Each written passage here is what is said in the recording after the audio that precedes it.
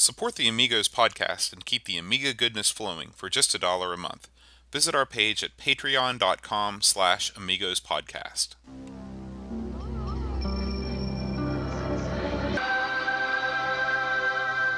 Amiga, the first personal computer that gives you a creative edge. Amigos, the podcast about everything Amiga. Amigos is a proud member of the Throwback Network, your home for quality retro podcasts. And now, here are your hosts, Aaron Dowdy and John Bodovkar Schaller. Hi everybody, welcome to Amigos. I'm John. And I'm Aaron. And today we're going to be talking about mean arenas. Oh, mean. The meanest of arenas.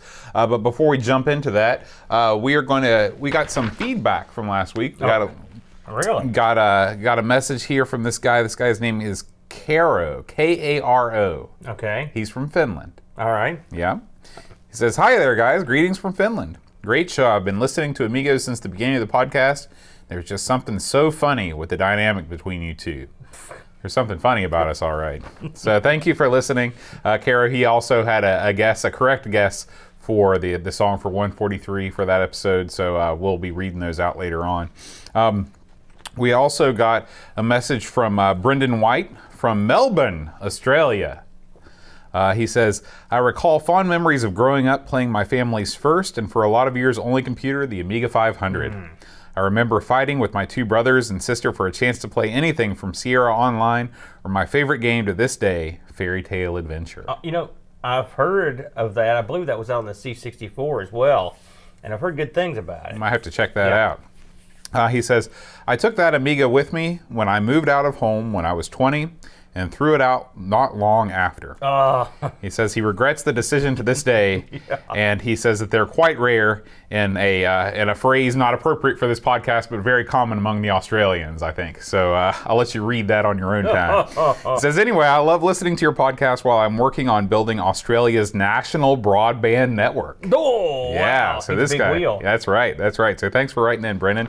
So it's a little bit of feedback. It's kind of this creepy week. that someone that important is listening to us. I know. And our incredible rapport. It's- Do you feel the rapport? I feel it. I don't. I You got a little sun this week, didn't you? I'm looking at you here. Do I look a You little look darker. a little bronzed? I don't want to go with bronze. Maybe so. I don't know. Undercooked. Maybe I've been basking in the warm glow of the Winfield Middle School band room lights too much. About that maybe you were out mowing a lawn or sweeping the leaves. I haven't been outside. So You just look a little. Maybe the blood pressure's up. maybe so. Maybe I've irritated you. Maybe I'm finally. dying. This is the report that's going to put you in the ground. All right, let's move on to this week's Amiga news, Aaron. There's a cornucopia. Well, there's a lot of interesting stuff. I wouldn't say cornucopia. I would. Let me get out the way. I know, but it's a big word. I don't want to confuse you. So I'm going to consult the Gambletron here.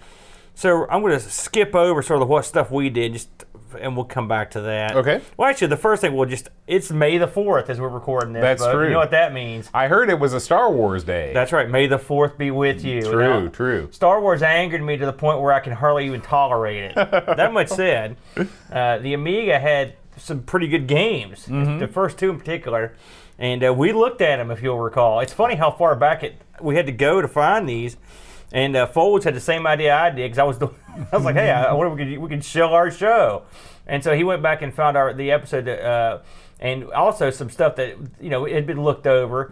So if you're into feeling the spirit of Star Wars, go for it. Come on down, check out the site, and we did a show on it. And as I recall, Bo, we liked 2 of the 3 games. That's right. I think you liked Empire better than Star Wars. I didn't did. you? I thought it was a The better game. game. Yeah. And the movies? The movie Empire is the best.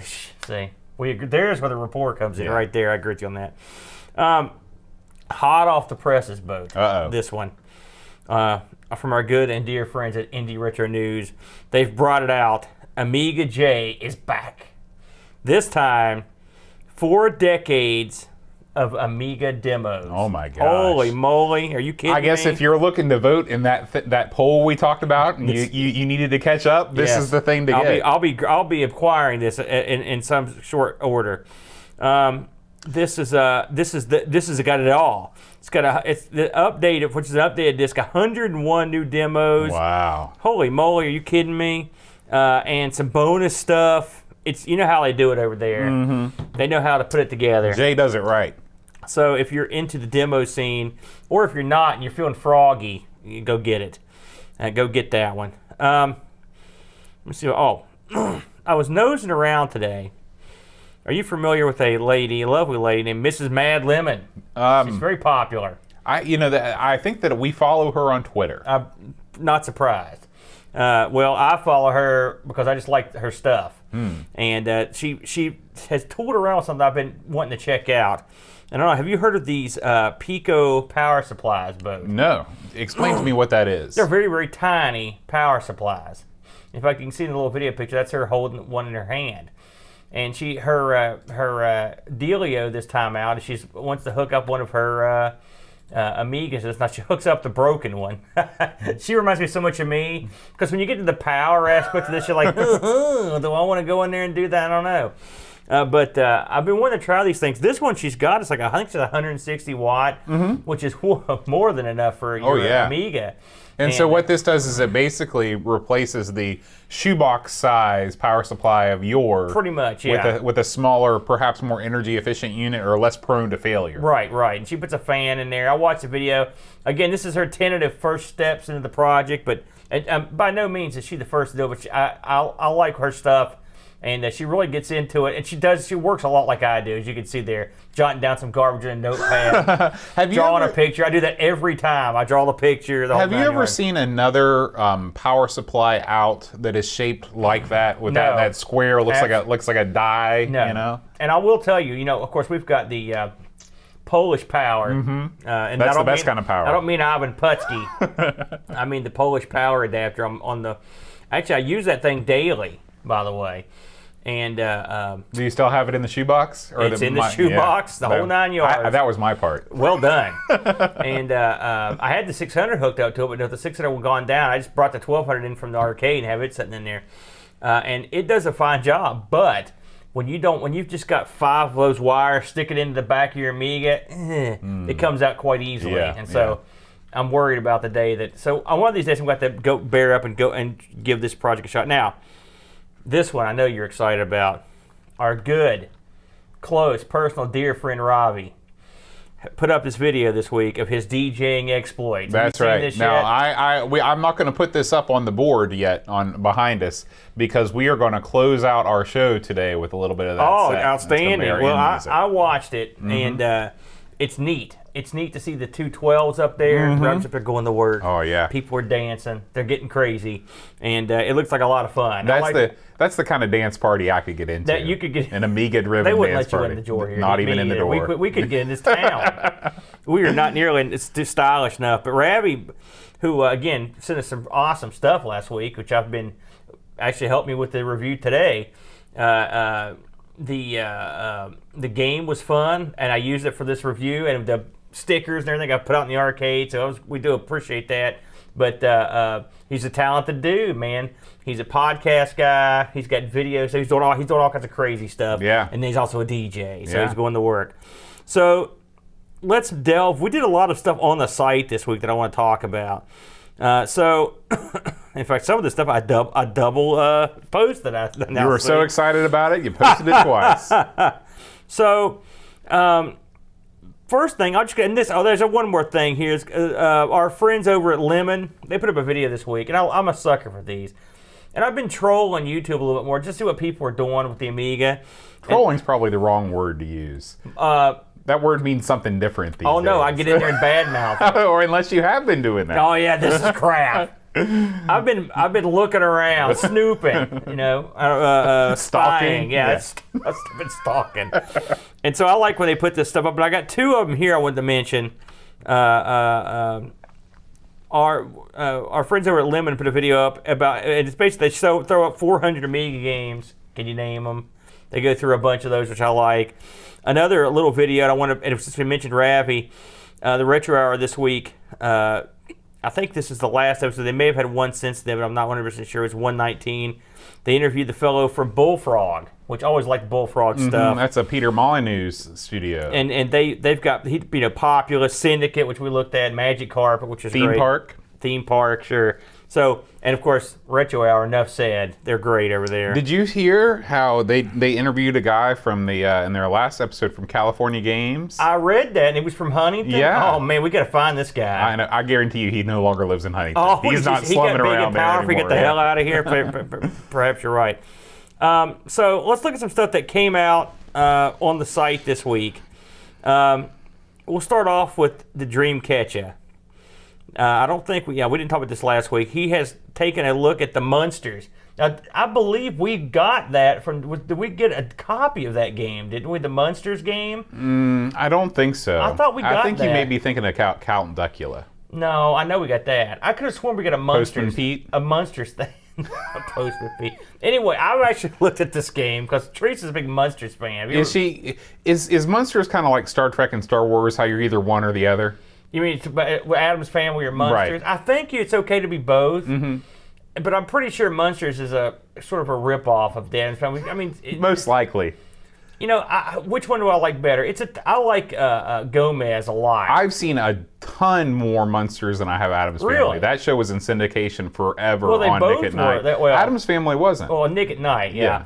But Munsters is wacky. It's just a goofy game. If you're not familiar with it, it's a family that are all monsters. You got a Frankenstein's monsters, the dad Herman.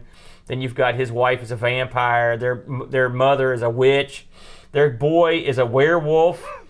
And then you've got their grandfather's a vampire who went on to some acclaim, believe it or not. In his later years, he showed back up on cable. He was hosting crazy movies in his outfit and stuff. What was his name? Count Vic? Something No, like Count that? Vic. No. What? Grandpa was his name. That's just they called him Just Grandpa Munster. Yeah. Okay. So, enough said. So check that out. That'll be good it's always good for a larv.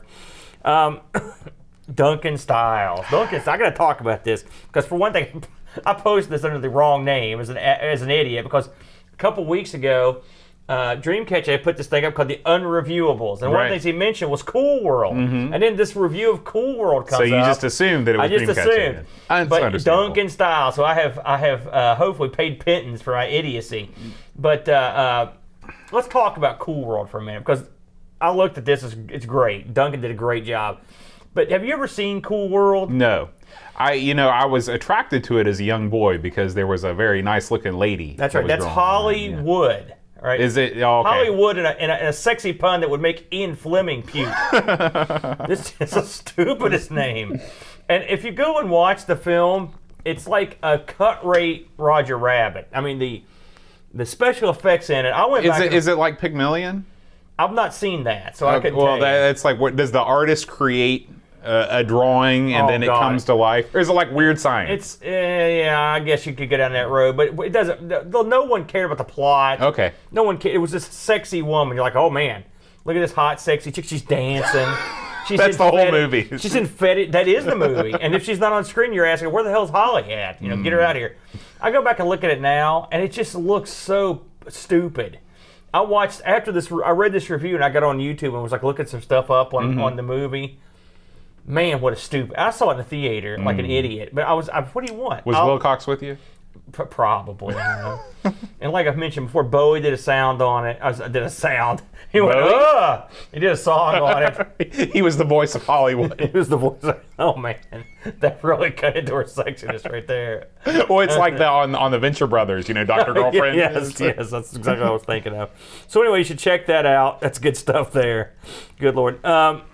We put up some. I don't know. You didn't put up anything this week, did you? No, Video-wise, no. I put up a couple things because I got the.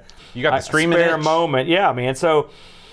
Just if you care, if you give a care, I had a little wrestling stream of me just playing all the WWF arcade games. Excuse me. I played WWF Superstars, WWF WrestleFest, and WWF WrestleMania, which is controversial of the three. But Why?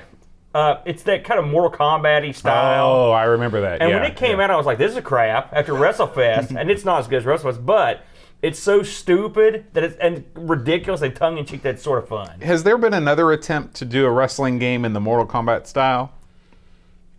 Boy, I can't think of any. Okay, so that's the one that I'm thinking of is that one because I had one in my mind that I was thinking Yeah, of. Doink's in it, and Undertaker, and Yokozuna, Yep, and yep. all those guys.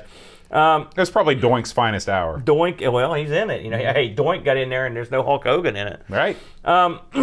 As an added wacky bonus, I felt the need for speed, as I said, so I hopped on and did just threw up some random car games, in the Amiga racing games, and a couple. One I found, I was like, "What the heck is this?" This actually was really good, and played for 3 or 4. I watched some of that stream, and then I looked at some of the comments, and there were a lot of people talking about how, since you're playing the NTSC versions of these games, how much faster they seem. Yeah, you can tell just by that. I've had the 600 there for a while, so I played a ton of stuff on that. I told you I was just running through it, and I have to admit, when I would put the 1200 back on there, for example, just load up something like Lotus 2.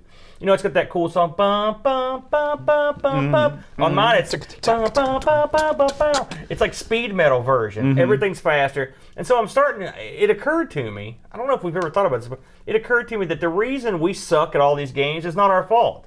They're all 20 times faster in the U.S. Right.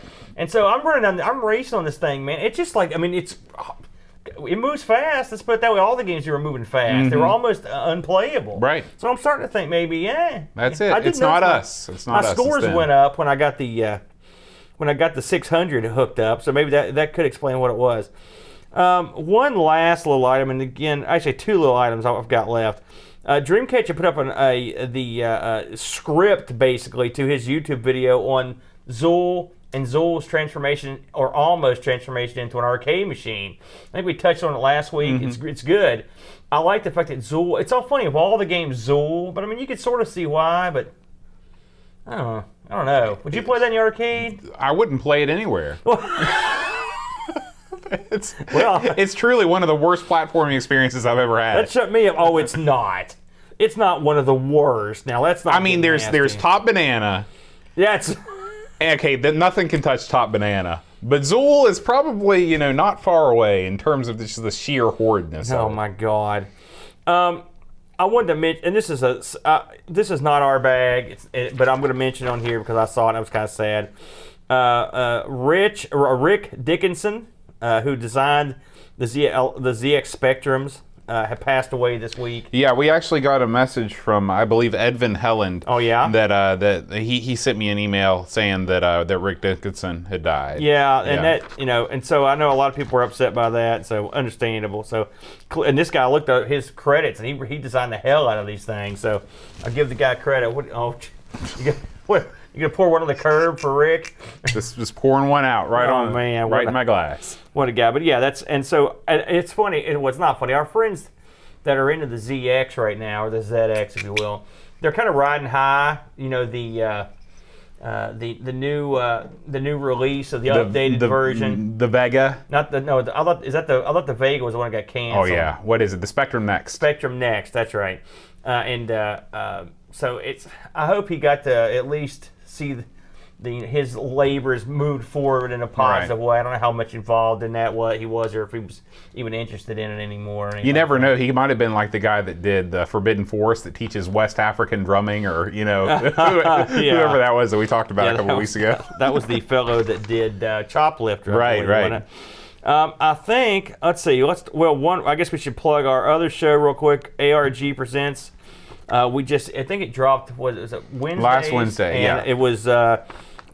This was the Mega Drive week, as I recall. So we were doing.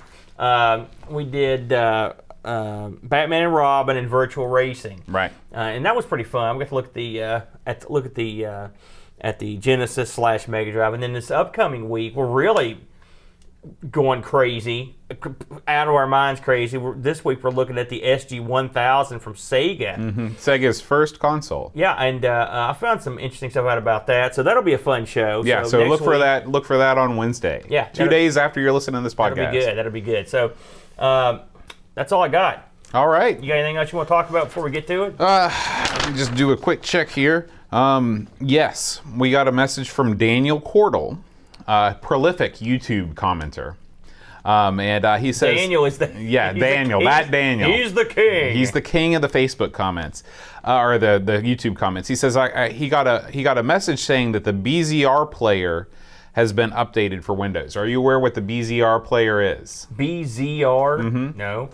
Okay, the BZR player No idea. is an application for Windows that plays every classic music format ever. Oh, okay. So it plays your mod files, it plays your SID chip files, it plays any of those wacky formats that the 8-bit and the 16-bit computers created. It can play on Windows natively. So I had trouble. I was doing something stupid for the podcast one time, and I was looking for a MIDI player, and I had trouble just finding a MIDI player. It's like that stuff is kind of gone by the wayside. In the old days, we just used Winamp to play everything. I've made certain modifications to Media Player Classic to play a lot of this stuff. But I think once you mentioned that, I think I have used that because I was trying to play something real oddball. I looked it up, and I'm going to download it because it seems like it's just, whatever you throw at it, it'll play. So if you're a BZR user, then get that update, and if not, check it out. What other whack? This is completely off the cuff, but so I don't know if I mentioned this to you. So I'm strolling around an antique store last week. Did I mention this to you? I'm trolling around. Whenever the guy turns his back, I'm bad mouthing him. And so this antique store, it's the one I've complained. Is this a Nitro? It's the one I've complained about over and over. Yeah. And so guess what? Time for some more. Back in. But this one has an Amiga slant. So I'm walking around this joint, and I can't even recall. I want a bag of old, unopened novelty cards. You won? Well, yeah, on the auction. I paid like $3. Okay. It's like 20 like a pack of American Gladiators and Are these and rock stars and movie stars, and they're just packs of cards. Okay. And so I thought the kid might like it. And Tree and Luke open one every night. Yeah, their that's game, great. She said I was mad, but I. So anyway, I'm rolling around in here, and I'm literally, it's one of those things where you're walking by and you're like, I double took, and I look, and here sitting on the counter is a fully unboxed Amiga 1000 memory expansion.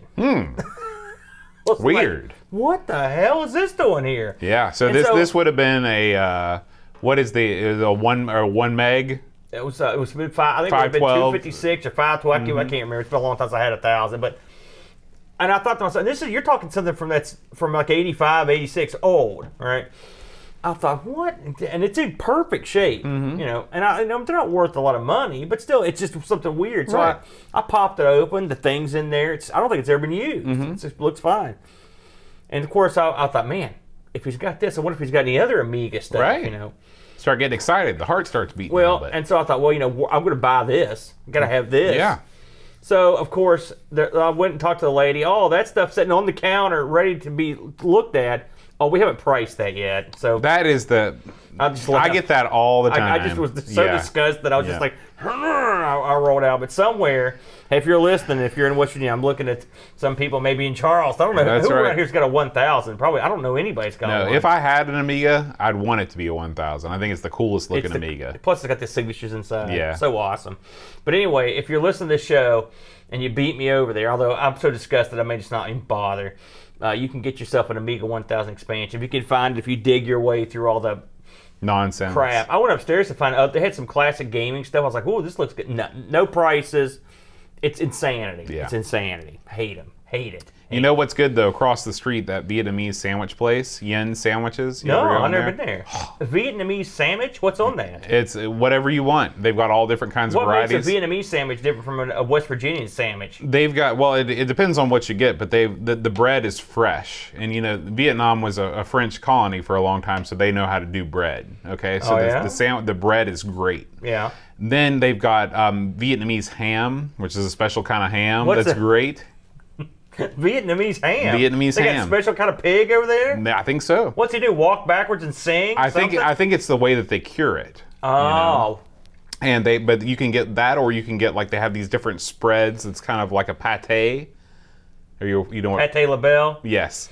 So anyway, I highly recommend that you go over there and check them out. Plus, they've got that bubble tea. You like bubble tea? I don't like tea. Okay, this Is bubble tea like soda? No, bubble tea. Do you know what tapioca is? Yeah. Okay, so it's like a slushy, but it's got balls of tapioca at the bottom. It's great. So, if that sounds appealing to you, which I can already tell it doesn't, head across the street to Yen Sandwiches. There's nothing I like more than a big thing of tea with balls of tapioca sludged in Hey, there. Here's an idea. Get yourself a glass of milk. Just chuck in a pickle. Screw it. What is wrong with your taste? You're insulting an entire nation when you say that. Pickles and milk? What are you talking about? I don't think you know what tapioca is. Tapioca, the pudding. Tapioca. I've had that. Yeah, it's like a sweet, gelatinous thing. But it's not a wad of something you expect to have in a drink. Well, yeah, it is, because bubble tea is like a huge deal. It's like Where? everywhere. Not here, it ain't. I've never heard of it. This is West Virginia. What are you saying? Do they have Ale-81 over there in Vietnam? Unfortunately, AL81 has not made the All right, trip no to sad. Vietnam. But anyway, Yin Sandwiches. This is the free plug. They're giving me money. Now I'm going to have to go over there. You should. And I'm going to get a glass of tapioca balled. What is this? Bubble tea? Bubble tea. Why is it called bubble tea? Because the tapioca balls look like bubbles. Oh, I see. Yeah. Rob did a whole You Don't Know Flack about this. He does a bunch of weird stuff. And He did a whole show on tapioca tea. Well, not a whole show, but he's talked about it. I Or think maybe you he's made talked that about it show on up his in your blog. mind. I don't know. What are we doing? Let's get to the game here. We're doing a game this week? I thought it was just I thought it was just all South Charleston talk. No, it's not. Oh, wait a minute. You were at the Nitro. That's right. Never mind. I'm thinking about the one in South Charleston. Oh, God. Forget everything I just said. Yin Sandwiches, not in Nitro. The rapport is going to be ending soon. When There's I shove nothing this in keyboard Nitro. up yonder. Shoot. Okay. Mean Arenas, Aaron. We're gonna reenact the Mean Arena here in a second. First of all, this is the dopiest title screen I've ever seen in my life. Just Let's cut right to it since it's on the screen right now. Normally I like to fight with you, but I'm going to tell you, this title screen is dopey. This game, let's wait. Hold it in, bud. Let's Okay. get to it. So, because I've got a format here. If we just start scrolling off the format, it's all down the tubes. Just so you know, Pixels of Dawn says they sell bubble tea all over the place in the UK these Yeah, days. well, what can I say? He says it never appealed to him though, so he's in your boat. Different strokes to reflect. Haven't had one yet. Maybe big wads of gelatinous crud is what I'm longing for. Next time we head over to the mound together when we do Amigos Abroad, is that well, Mean Arenas? I always call it Mean Arcades. Mean Arenas. So this came out in '93, Boatster, and was on 2 discs. But there was also a CD32 version, which I will get to. Developed by an outfit called Nighttime. ooh, Nighttime didn't do much aside from this game and a game called Cavitas, which is that something for something. I don't know. I've not heard of that. Published. I looked up these this developer and this publisher because I wasn't familiar with them. Right. The developer was Nighttime, and the publisher was a company called ICE. Ice. And they didn't rip off. They didn't rip off Bowie and Queen. Remember that. That's what he said. That's the other thing. Yeah. So what do you think ICE stands for? Immigration Control Enforcement. Incorrect. In this case, no. International Computer Entertainment. Bo. Oh, okay. Yeah, pretty good. Right? Yeah. So these guys, some of these titles that weren't released, they escaped, if you know what I'm saying. You've got Abandoned Places 2, D-Day, Deep Core, Fire Force, Gulp, Total Carnage, International Golf, and then the stinker of all stinkers, renowned for its stinkery. First person pinball? No. Because First Person Pinball wasn't licensed from a popular international film. This was Akira. Have you ever played Akira? You know, I have. I think I've done an Amigos Plays on Oh, man. How much of that did you drink that night? it. It's not a great game. Akira is renowned for its crappery. And Especially coming off, the movie being as great as it is. I believe it's the biggest game. I believe it's the only large release game. I think it's at the lowest score on Lemon. I believe that's the gimmick of a game that's not like Billy Presents Pong or Right. whatever. It's god awful. So these guys, their track record, not so good. You can play 2 players. It's hot seat. This thing was basically put together by a couple guys, Paul Atkinson and Alex Kelwin, Kewin. Kelwin. That's Yeah, weird. That's a weird name. Not really. Cowan? It just seems odd to me. I don't know why. It doesn't have 2 consonants next That's to right. it. That must be what it is. So I tried to look up some stuff on Atkinson and Kelwin here. Mr. Bean. Yeah, no, well, they... Let me tell you about... Well, first let me just get into ICE for a minute. So I was trying to find... I like to dig around.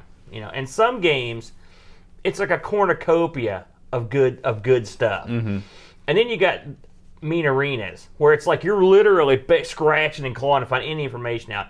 And I found this guy who was trying to find that information about ice. And apparently he had tracked down one of the guys that ran ice. And he kept calling the guy's house.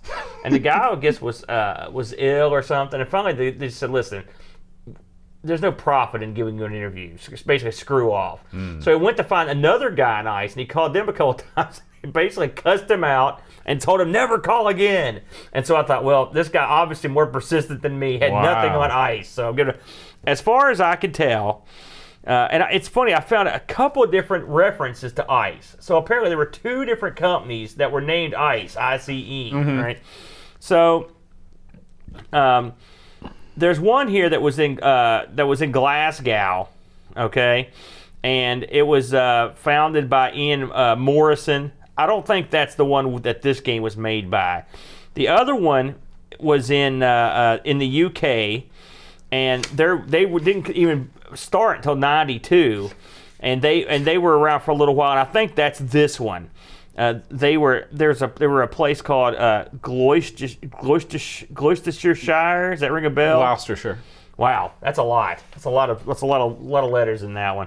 So I'm guessing that's them. I don't think this is the Glasgow outfit, but again, I'll look for in there. I can find this. So again, this game was for the ECS OCS, and then if they came out, I think it was like a year later for this CD32. So I played both versions, and the CD32 version is an affront to what the CD32 stood for. Really? It's the epitome of what killed the CD32. Really? When you load this thing up... I'm surprised you said that. Well, I'm going to tell you why. Okay. And it's got nothing really to do with the game. I got the disc, CD32, stuck it in. This game is such a direct port from the Amiga that the loading screen still has a disc on it. That's how direct the port it is. By the way, thank you, Ravi, for Mean Arenas. Yeah, I mentioned it earlier. Yeah. This game, they didn't even take the time to change the loading screen. The loading screen to it. Even Soccer Kid did that. You know, so it was shovelwared right onto the CD32. And the funny thing about it is, and we'll get to this later when I look at the reviews, most of the magazines docked them points for that when they reviewed the CD32 version, but this game was so popular in its own way that they didn't fully kill it. Like if it was me, I'm telling you, if I went home with my shiny new CD32 and shoved this in there, I would be appalled. Appalled. Not because the game isn't interesting or different. It just, this is as old school a game as you're ever going to get. It doesn't look anything like a next gen console release. It certainly doesn't use any of the CD32 stuff. There's no doubt about that. So, what is the game? All right, this is one of those futuristic game show gimmicks. And we'll get into the intro in a second. But long story short, to me, it was like if you took Pac-Man and it had and then you took Smash TV or something, and they had a kid basically. I mean, it's Pac-Man with with different weapons and stuff. I mean, it's like maybe a little bit of Wizard of War in there, you know. But it's in a game show situation where the commentators will occasionally ring you with a little cute little quip. I mean, is that pretty much the way you looked at it? It's exactly the way I looked at it. The opening screen for this that Boat talked about with the logo, it's the most androgynous figure I've ever seen in my life. I looked at it for a long time trying to determine its gender. I was unable to. It sucks. Then you get these two announcers, right? TV Sports, it ain't. I mean, it is the dopiest. I know I just use this adjective, but I just keep doping it up. They're the dopiest guys I've ever seen. The other guy, they were like, "I'm Bill Russell," and then the other guy's just like, "Oh, I didn't know if they were trying to be funny, but they were failing. The whole angle of this game is that you're in this dystopian future where people are fighting for their lives, you know, in this arena, and so then you've got these two numbskulls, you know, calling the shots. Did you leave this? Did you leave that screen on for a while to see what happens? Oh yeah, they're like the mic will blow up or something like The that. guy's eyes start spinning like Yeah. a slot machine. This screen, we talked about how beautiful D-Paint was. D-Paint in the wrong hands is an atrocity upon Mother Earth. These two guys, literally, it's like a guy took like 20 minutes. It's like, let me whip up a couple announcers here. Hey, Joe, get the janitor and we'll add some voices to these suckers. And the janitor's like, okay, I'll do it. That was him. That was perfect. Man, you are a dead ringer. So the announcers basically tell you what, and one of the announcers sounds like a dopey dog. Shane R. Monroe in his old show, he had this sound effect at the beginning of it. It said, Robozone, coming up. And I never knew where that was from. And so when this guy said it, I was like, whoa, that's it. So doing this game, if nothing else, it's solved one mystery for you. Robozone coming up. They've got a long way to go. And he sounds like the biggest tool. Yeah. And then his partner comes in. I was like, they have a rapport very similar to ours. These two guys, they're horrible. So when I had low expectations at this point when that thing came up, I'm like, oh God, I thought this is on a disc. This is on a CD. Right. So then the game starts, and I'm looking at this game, and I'm trying to figure out what. I looked at the instructions. I thought I had a decent. I was like, what in God's name is this? And then I started running around, and you get a taste of the flavor of what this game is. This game is, in its heart, it's a simple game that they ramp up. This game somehow breaks away from itself. Everything but the game on this is just god awful. Everything. And I don't know if you saw the death sequence. Yeah. The picture that's there is even worse than the announcers. It's horrible. Dare I use the word a third time? I will. It's dopey. And I watched some guy beat the game, and I thought to myself, I got to see how this game ends. And sure enough, yet another. Someone took a stylus or something, remember, it shoved it up their butt, and then proceeded to try to draw a guy with it. That's how the art was done. And it's the ending. It was just horrible. I hope the people listening to this aren't going to be mad. I mean, come on. Well, apparently they're untrackable because they don't want to. You didn't try hard on the art. And when you're porting this to C32, could you not do something? You couldn't hire a guy for a day to come up with something that's better than what you had? So, yeah, everything about this game is crap but the game. And so I'm going to give the game some props after that burial. For something that's basically looks like, this reminds me in some ways of like Deluxe Galaga. And not because they have anything in common, but they're a game that's clearly based on another game, and they said, well, hell, I can do that, but I'm going to make it cooler. Let's add a bunch of crap. And so you've got different weapons. You've got different protective shields. You've got... they've got traps to avoid. You've got different mazes that are real tricky. There's doorways. There's switch puzzles. There's conveyor belts, moving floors, multiple levels. I mean, it just gets crazy. They take the concept of going around collecting gold pieces, which is the dots in this are gold pieces, to some crazy level. It kind of reminds me almost of like a Robo Rally board at some point. You got the teleporters and the things that shove you and things like that. It does. On top of all the other stuff that you collect, you also can look around for these bees. Okay, I don't mean killer bees. I mean the letter B. Again, not the most imaginative thing I've ever seen, but straight out of 1982, straight out of Ladybug. You make up the word credit basically with this thing, and then when you do that, you get an extra credit. So that's okay. I guess so. I guess it's okay. Did you ever get seeing that you're playing a free game on your Amiga? I don't know how special that is. I don't know. It's still kind of cool. So basically, the meat of the game, aside from the collection, is just avoiding enemies, and so or destroying enemies. Mostly, I avoided them. You've got teleporters that come around. I think that teleporters show up on the second or third level. How far in did you go? I think I played to the 4th level. Really? Yeah. I got a little further than that, but not much. But I watched it being played, and I got some passwords, and I cheated. Yeah, too. I mean, I wanted to. With these games, maybe I'm just spoiled because so many of the games that we play have built-in trainers and things. Yeah. I want to work my way through the game, but I don't want to take the time to actually get good at it. And I just get so frustrated that I can't get past these opening stages. Well, you've got your Robo Zone, You do have your Robo You got Zone. your like What's Robo Zone? your Rainbow Oh, Zone. that's the first the name of the level. Yeah, you get. I think there's one called the Palace. There's like I think there's 4 different types of mazes, and then you've got. But I mean, these things get really intricate. You get to the point where you're going up and down stairs. The Rainbow Zone has like this conveyor belt that sort of just. Or it's not a conveyor, but it's more of a. What would you call what it does? It just sort of you start on one end of this long wire, and when you go to where the wire stops, it takes you like a zip line. Yeah, so that's better than what I got. Except of course it makes return it back trips, and forth.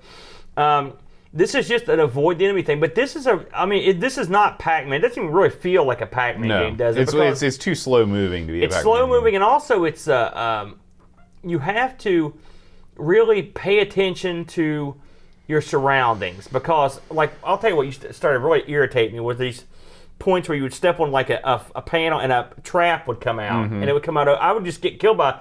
I would just stand there going like, "What's going on?" The arrows just fired into your body. Got riddled with him, and he's dead. And of course, as you're playing this game, the idiot announcers will occasionally chime in with a repetitive comment. Oh, good, well played. Some kind of crap, or that's more like well played. Ooh. I mean, it's like, if Hanna-Barbera ever cast like the dumbest dog, and I don't know what the other guy would be. But, who was the voice of the pink tiger in Laugh Olympics? The Snagglepuss. Heavens to Murphy. Yeah, who was that guy? I don't know. They need to get him involved in more of these games. I'm sure he's long gone, and he was based on a celebrity that I can't remember. All the Hanna-Barbera guys are based on somebody. So, what did you think of this game? But we know you hated every part but the game. What did you think of the actual game? To be honest with you, this game is not bad. I thought that this game was for what it is, for being a top-down sort of maze, pseudo action strategy game. I thought it was fine. This game was probably a full price release in the stores, and I think that Necronom in our chat said it best. He said this looks like a PD game written in Amos. I mean, it's not a pretty looking game. It's not. And again, it's CD32. Yeah, it's very tile based, and for coming out in '93, there aren't a whole lot of aspects of this game that really scream, boy, I'm glad I bought this instead of something else. It is more fun than it looks. That's what. Yeah, that's true. When I swear to you, you wanted to kill this game as soon as we found out we were doing it. You're like, oh, this game I had sucks. heard it It's wasn't the that worst. good. I heard it wasn't that good, but it's very popular. It's got its fans, and it's when you sit down and play it, it actually is fun. It's hard, but it's not. It's not like we've played a lot of Amiga games. It's not Shadow of the Beast hard. No, and I feel like it's a game that would reward. If you put time into it, you'll get better at it and you'll feel good. By about the it. end of the week, I could consistently get to about the same place I got killed every time, but I could get there pretty easily. It's quite clever in some ways, but I mean, this is like a super public domain title to me. I mean, it's like someone really. I would be disappointed if I bought this at full price. Or maybe like a shareware game, sort of like an Apogee sort of thing. But I mean, they take the concept of Pac-Man, and a lot of people compare it to Gauntlet. You get that vibe? Sure. I mean, it doesn't give you the hordes and hordes of enemies, but it's the same top-down pick up things kind of thing. It's got hidden passages, like I said. It's got key stuff. It's got a lot of. There's a few levels that I went to by cheating. I just got a big long list of the passwords. It's got a password system to go to different levels, and which I wonder when they made this if they knew they were going to port it to the CD32 and they just, who knows, maybe they didn't, but that works on CD32. Some of the levels are absolutely bonkers. There's a level where it's just nothing but like a million teleport pads, and you just have to go through them over and over and again to get anywhere. I saw one level where it was like there was a pack of switches. There was like 100 switches, probably. Just like, oh my god! At some point, it turns into a real legit puzzle game. Oh, I mean, it's a real, and you have to think too. The monsters will come after you if they get near you. They're sort of always at you, but they're not super aggressive. Well, it depends. I mean, it's weird. I don't know if they have a pattern or what they do. Something else that drove me nuts is there's certain places where you get like acid pools or whatever. Man, I would walk into those stupid things every time. Splashing around in Unlike, there. say, a Pac-Man, and this took some time for me to get used to it. It was Some places don't have walls, and if you just keep walking forward, you can die. And so when you get into the vein, like, oh, it's just like Pac-Man, walk away. All of a sudden, pretend that you're playing Pac-Man and there's no wall there on the other side of it, certain death. You just walk out and die. Sometimes the lava pits will open and close. There's all kinds of different sort of like, there's a lot of deadly stuff. There's flames, there's arrows that shoot out. There's a ton of stuff that can kill you in this game. So it's not the easiest game, but they do a good job of liberally, at least the levels I played, they put a lot of shields and there's these stop signs that once you hit those, everything stops and you can haul ass. And if you get certain things, you can go and kill the people that are coming after you. So again, it's sort of like Pac-Man. But the screen, we should probably mention, the screen is multi-level, so it scrolls up and down. And again, sometimes the screens are multi-level up and down, and there are multiple floors to the level, so you have to go through a staircase or whatever.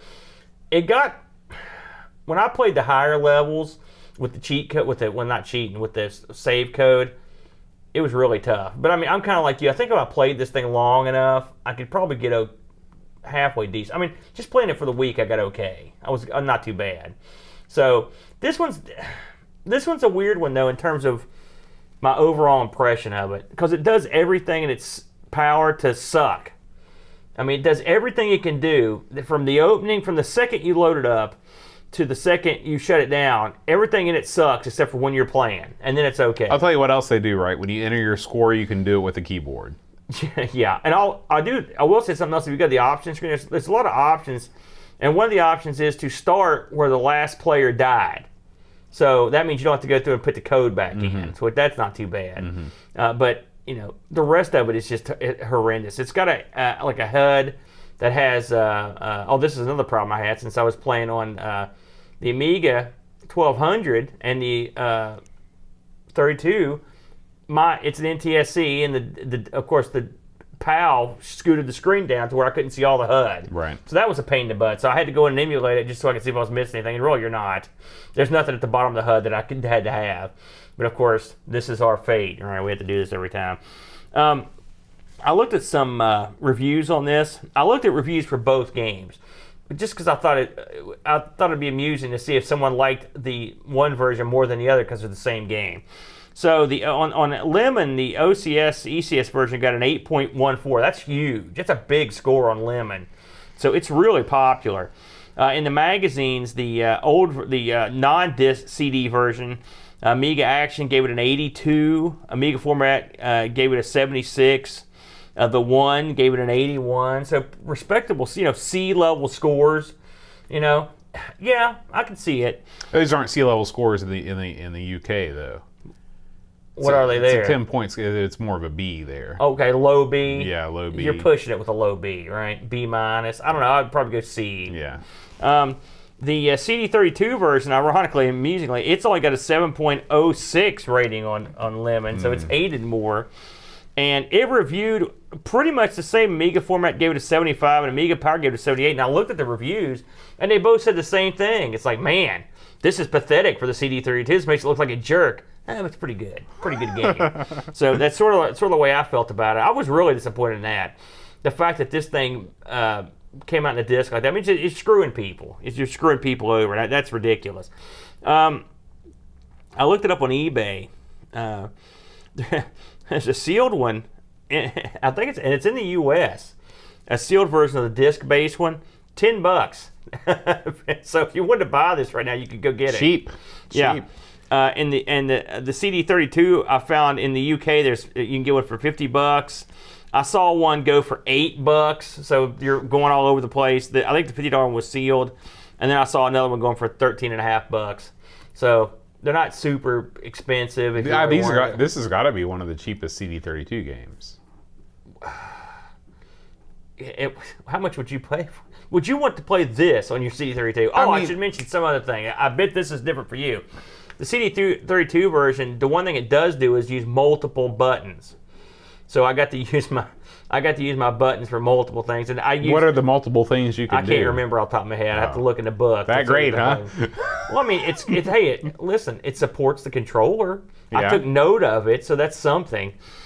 So that's kind of cool, but you know, it is what it is. If this was a direct port from the A1200, though, it wasn't from the A1200. It was just from OCSE. From OCSE, so no, so- that is probably the only thing they changed. okay. I use the same joystick on both my machines, and it worked. So I'm guessing, I don't know. So that's the long and short of it. Not much that much to it. I mean, it's a Pac-Man clone with some extra stuff. Yeah. It's okay. It's to me, it's a solid B. A solid B? Solid B. Really? Yeah, Is that before you're talking about the OCS ECS Yeah, version? Okay. yeah. What would you give if you open up the CD32 version for Christmas? What would you think? I have a hard time. The CD32. I mean, every game for the CD32 was a disappointment. Well, I mean, but Every a game. lot of them at least tried to give you something, some new soundtrack or something. I guess some of them did, but at the core of it, though, they're just ports. Well- they might have, nobody did gangbusters with the CD32. There's a reason why the CD32 is long, long gone. Right. I guess that's what it is. Right. Aaron, as we leave Mean Arenas, we have a question this week. Remember, like a year ago when we used to get questions all the time? No. Well, A we year used to. ago. Are you kidding me? Yeah. All right, go ahead. What do you got? So we're resurrecting the question segment. All okay, right. because somebody sent us a question. That's how the question segment gets resurrected. All right, go ahead. This is based on our ARG episode on the Mega Drive. Chris right. Folds. So it's a question wonders- about our other show. Yes, Okay. but it's Amiga related. Oh, That's okay, why I go put ahead. it in here. If someone had released a 3D accelerator similar to the chip that they put on Virtual Racer on the Genesis, that would have given the Amiga 3D powers for about $100, would you have bought it? Absolutely. In like less than a second. I probably would have bought it for $200 because when I remember distinctly when X-Wing came out for the PC, I wanted to play that game desperately, and it never came out on the Amiga. And I thought to myself, man, this stinks. My machine's falling off. Mm-hmm. So if you could have told me, yes, if you get this cartridge or cart or whatever, or PC MCIA slot card or whatever, and it'd let you play like Magic Carpet or something like that, or make Wing Commander run at a playable rate, I probably would have, honestly. Yeah. Well, I mentioned to some guys on Discord this week, plug, join our Discord. I bought one of the Banshee cards for the PC because I had to get that 3D graphics going, And Sega had a card out for the PC that was it was a 3D card. It wasn't Sega that made it. I think it was Diamond, but it came with Virtua Fighter, which you couldn't get at the time for the PC, and it looked good. And I thought to myself, man, I remember seeing it at a computer show. It was like $300. I was like, man, I'm sorely tempted. If I'd had the money, I'd have bought it right there on the spot, because I wanted that, especially back in those days, I was really power hungry. I didn't want to be falling behind, and that stuff moved so fast back then that you could fall behind like that. Right. So absolutely, if something would have extended the Amiga, given it some 3D action, I would have probably bought it. Cool. Well, if you have a question you'd like us to answer, you can either tweet at us at Amigos Podcast or send us an email at questions@amigospodcast.com. If that email address does not actually exist, then I actually don't know if that's real or not. But you can try it, questions@amigospodcast.com. I'm pretty sure it exists. You can get hold of us. Like I said, Come on. it's been a long time since we've done the question segment. Aaron, it's time. I want to thank Adam Battersby for, he is a member of our Amigos Game Selection Committee. That level on Patreon, patreon.com/AmigosPodcast. You can choose one game a month if you are a member of this Game Selection Committee for us to review. So thank you, Adam, for this game to review. It was definitely interesting. It was way better than I thought it was yeah, going to be. and, Honestly, I thought it was going to be absolute crap. I came in with no expectations, and I was not disappointed. I didn't. I came in with horrible expectations. I was pleased. But we have a plethora of a plethora of Patreon supporters, just Amigos supporters out there that we need to thank in our very special way. Oh God! And so last week, we the song that I sang was ABBA's Dancing Queen. Okay, and so we got lots of feedback. We talked about this on our Insert Disc 2, but of course we got feedback before that was released. Paul Kitching says, that was a terrifying version of ABBA's Dancing Queen. I can't believe Aaron didn't know it. I thought it was very easy. So I didn't want to know it. And he said, good timing too, as ABBA have just announced some new songs. Have you heard these songs yet? Have they come out? No, I haven't heard them. We talked about this on, what was it, Insert Disc 2. Yeah. That just came out. That came out today, didn't it? Yeah. Yeah, and so here are my thoughts. I'm excited. I want to thank and congratulate Chris Folds, Brendan White, Matthew Perron, Edvin Helland, and Paul Kitching for answering correctly the song. They all guessed ABBA's Dancing Queen. So, as I prepare myself The rest of us are boned. We can't just clear for our this throat. week's song, Clear our ears. these are the Amigos Patreon supporters. Dan Ross, Leaf Kellon, Alan Kebab, Donna Tyler, Level, Lord John Marshall, Matthew Perron, Ricky DeRocha, Creepy Dead Boy, Figgy CDZ, The Slow Norris, Stefan Sorgard, Mortensen, Edvin Helen, Blendo 75, Christopher Hassel, Riley Abbott, Chris Foles, Dreamcatcher, Lauren Giroux, Graham Vebke, Brent Dowdy, Lane Denson, Adam Battersby, O'Brien's Retro and Vintage, Gary Hucker, C. Brian Jones, Paul Harrington, Duncan Stiles, Anthony Jarvis, Tapes from the Crib, Josh Nan, Will Williams, Adam Bradley, Jonas Rulo, THT, Eric Nelson, Kim, Tommy, Humbertstad, Daniel Bankston, Brutal Barracuda, Darren Coles, Jason Wands, Pixels at Dawn, Kjellbjorn Bahaman. You were peeking at Mike so much I thought it was going to explode. You were peeking my ears out too. Yeah, I got yeah. no idea what that was. Well, It looked like something. It sounded like something out of a Broadway play or something. if you know, then you can send me an email at john@amigospodcast.com Good move. and tell me the name of that tune, and if you win, you will be recited at the special winner's circle section of the What a podcast. deal. So Aaron, next week we are going to play. Give me just a second, because I've already forgotten. We are going to play. Working on Waxworks again. We're going to do. This is a dual setup here. The double? We're doing a double next week? What do we got? WWB, Wiz and Liz, All right, never heard of that. and Settlers. Okay, Settlers. That I have heard of. Yeah, so this is a Pixels at Dawn. Fellow Amigos Game Selection Committee member has requested these. So Pixels, next week is your week. Sounds good. And we are going to close out this show with Retro Ravi, a.k.a. The Formula. Nice. Performing a DJ set using two Commodore Amiga A1200s at the Nottingham Contemporary Performance Arena. So Get down, enjoy that as we fade out. We'll see you all next week. Until then, adios.